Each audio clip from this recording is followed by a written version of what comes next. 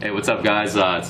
It's me and Ben Pakulski. We're here just talking about some nutrition stuff. I'm getting some advice from him on basically what type of foods I should be eating to basically help me put on more size.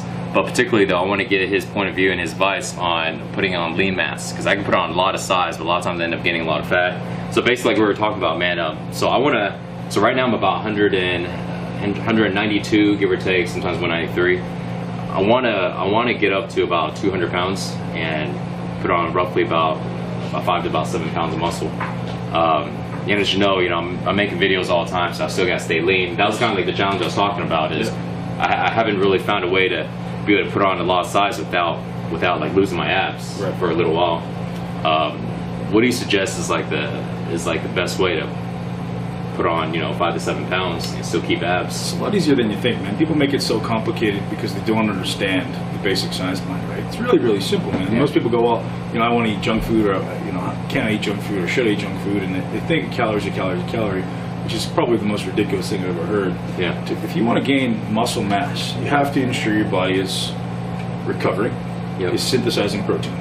Ultimately, right? You need to make sure you're always building up protein. You're always anabolic and not breaking down protein, catabolic. As we spoke about yesterday, it's a switch. It's either on or it's off. So you're either anabolic, building protein, or you're catabolic, breaking down protein. One or the other, right? So if you want to build muscle, you absolutely must ensure as many times a day as possible that you're igniting that anabolic switch, right? You're synthesizing, you're turning on that protein synthesis switch. So what we spoke about yesterday, you need to take it, and people go, well, how do I do that? Is it complicated? Do I need carbs to do that? No, you don't need carbs to do that. Carbs are not going to help you build muscle. Carbs do not build muscle. I don't care what anybody says, anybody thinks, carbs will never help you build muscle. The only way to build muscle is with protein.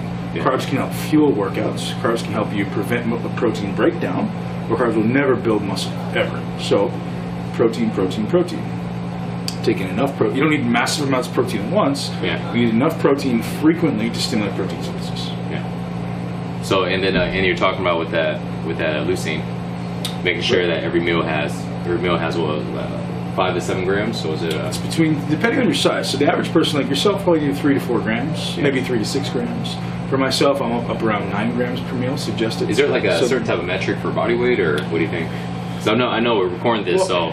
The guys what watching they say, I mean, the average person is probably about 160, 170 pounds, or maybe even less than that, needs about 3 grams of leucine to stimulate the switch. And I mean, it's one of those things scientifically that's kind of arbitrary, right? Because, like, how do you know? So you're taking a guess. So they assume that they know it's between 3 and 9 grams. So take 5 for yourself, 5 to 6 grams, you're covered, right? It's not a bad thing to take a little bit extra. It's not going to hurt you. So how do we get 5 to 6 grams of leucine in your case? Well, you can either supplement with leucine. Great. You can supplement with branched chain amino acids, or you have to take in the right type of protein that has a certain amount of leucine in it. So the best sources of leucine are going to just be meat, eggs. Eggs are great. Whey protein. The big mistake people make, and I've done this myself, is taking in vegetarian proteins. You have pea protein, hemp protein, rice proteins. They do not have, or even soy protein. It's terrible for you. They don't have enough leucine. So people are taking in 40, 50 grams of leucine or of protein, like, oh, that's what I'm going to take. I just had to switch to vegetarian protein. Awesome, but it's doing absolutely nothing to build muscle because it doesn't have the substantial amount of leucine. So either you supplement with leucine in addition to your protein powder, or add some BCAAs to it to make sure you get a leucine switch, because you do need the substrate protein there. You need the substrate amino acids, which is essentially just like a pool of aminos in your blood. that must be there to ignite that switch on top of the leucine. So I guess for vegetarians, if they're eating all the different types of vegetarian protein sources, they can supplement BCAAs or just straight up leucine. Straight leucine. But you have to make sure you have enough substrate in your system. Protein. Yeah, substrate just means like protein or amino acids floating around your blood. Yeah. And so for normal guys like us that just eat regular meat, there's no really particular type of meat that's really good because they all have different amounts of leucine. So it's been shown that egg whites or eggs and whey protein have a higher amount of leucine, so you need a less to get the actual switch. But other than that, like fish, chicken, lamb, beef, whatever it may be, all has about the same. They all said to have about 9% leucine, somewhere between 8 and 9%.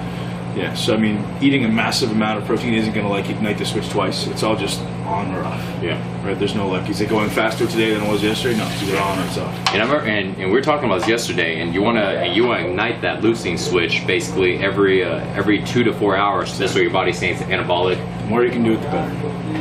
And what was the interesting thing is you're talking about how either somebody is either anabolic or they're catabolic. Either they're building muscle and utilizing the protein in their body and the amino acids, or they are not. There's not like this middle ground. Unfortunately, there's nothing we can feel in our body, and I wish there was, because I would obviously take advantage of it. So like if, do I feel like I'm growing right now, or do I feel like I'm breaking down? Unfortunately, there's no way we can feel that. We just have to kind of go by timing, which is why timing your meals is so important if you're looking to build muscle. Now, an awesome tip for people out there looking to lose fat. This is something that I exclusively only usually give my members. I'll share with you because it's so effective. Yeah. So if I want to lose fat, ultimately I want my calories to be lower, right? So if I'm going to eat meals every 2 to 3 hours, my calories are going to be pretty high because I need to take in a substantial amount of calories. But what I suggest for people to do, especially my females or my people that want to lose a little bit of body fat,